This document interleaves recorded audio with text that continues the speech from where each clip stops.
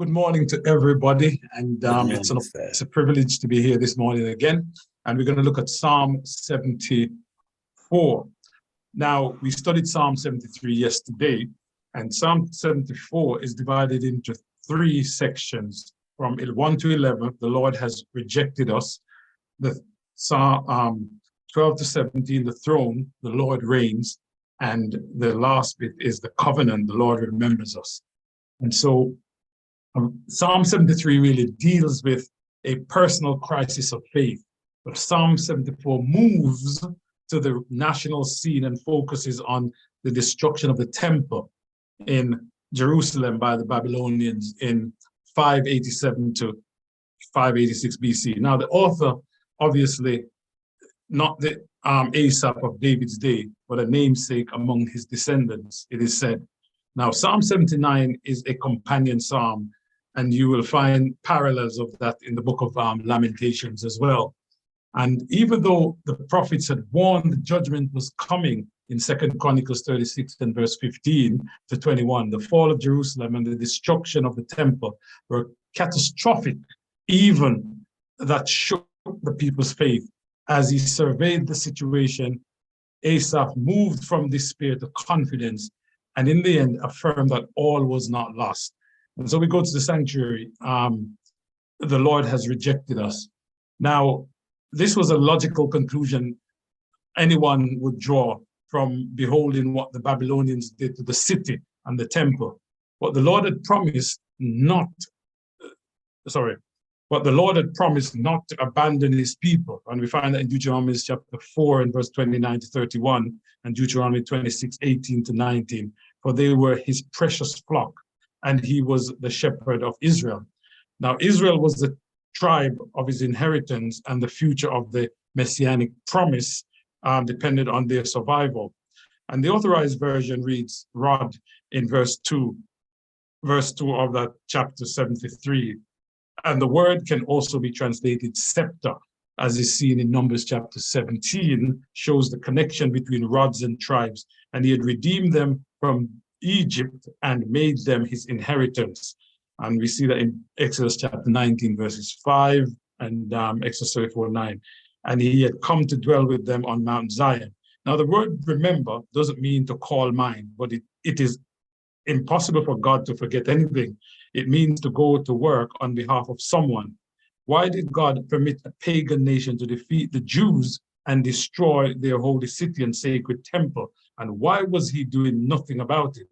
Now, the people of Judah thought that the presence of the temple was their guarantee of security, no matter how they lived. But the prophet Jeremiah refuted that lie in Jeremiah chapter 7.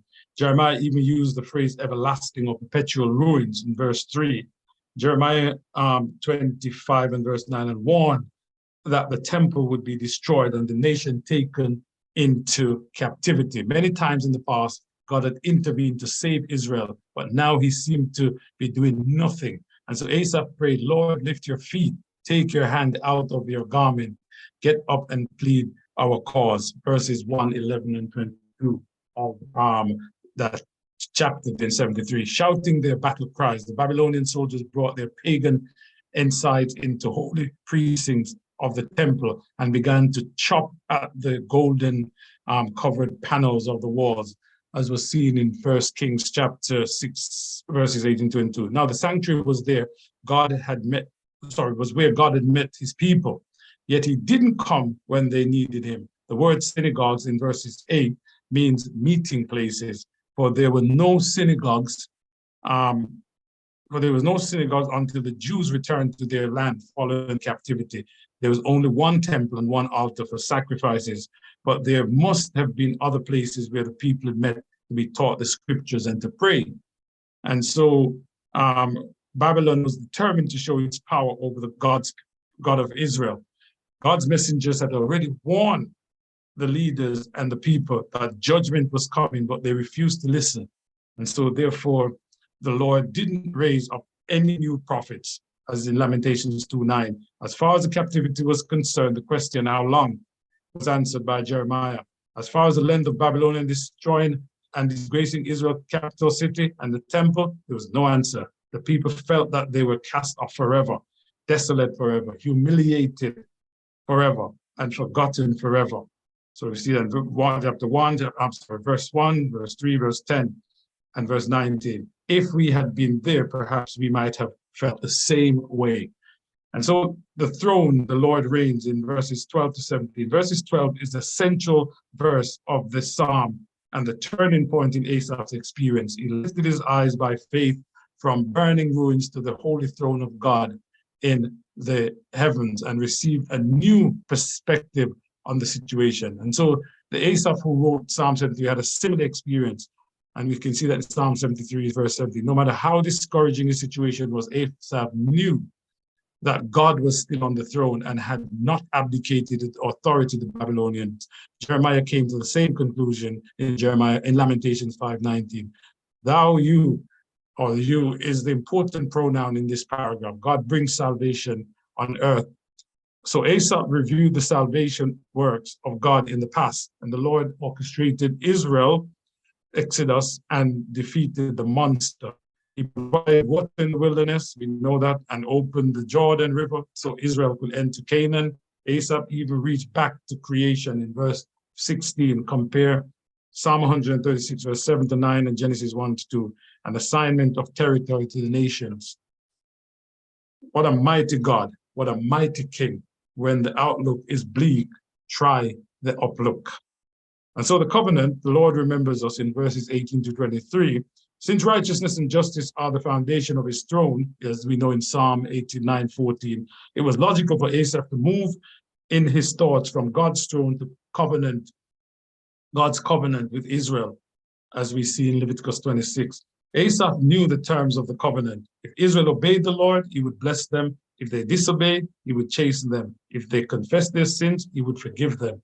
If the Babylonians were mocking the Lord as they destroyed the city and temple, the Jews had mocked the prophets that God had sent to them to turn them from their idolatry, as we see in 2 Chronicles 36:6. Israel had not honored God's name, but had turned his temple into a den of thieves, Jeremiah 7:11. Asaph saw the nation as a defenseless dove that had no way to escape. Had the kings and the leaders listened to their prophets and led the nation back to the Lord, all this carnage and destruction would have been averted.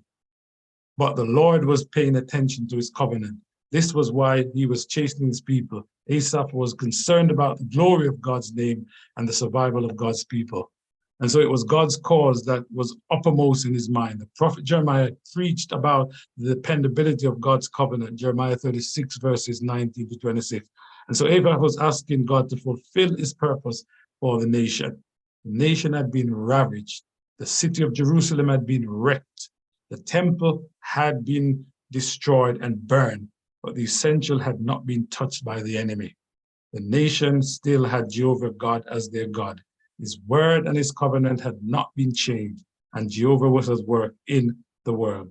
God is at work in our world today, and we need not despair. Thank you. God bless you.